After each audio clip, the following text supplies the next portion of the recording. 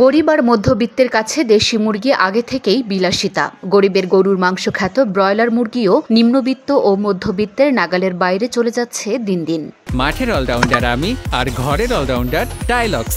টাইলক্স toilet cleaner, clean মানেই Tilex. বাজারে নিম্ন আয়সহ সাধারণ ক্রেতাদের মাংসের চাহিদা মেটাতে সবচেয়ে বেশি বিক্রি হয় ব্রয়লার মুরগি। এটিও এখন ভরসা হারাচ্ছে, হঠাৎ করে দাম বেড়ে যায়। প্রতি কেজি ব্রয়লার মুরগি বিক্রি হচ্ছে 190 টাকা দরে, আর দেশি মুরগি প্রতি কেজি 650 টাকা থেকে 700 টাকায় বিক্রি হচ্ছে।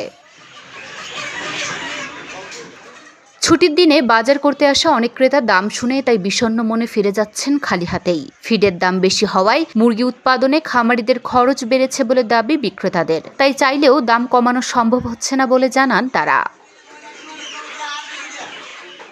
বাজারের ফর্দ থেকে তাই ব্রয়লার মুরগি বাদ দিয়ে কম দামের মাছ কিনেই বাড়ির পথ ধরছেন স্বল্প আয়ের ক্রেতারা।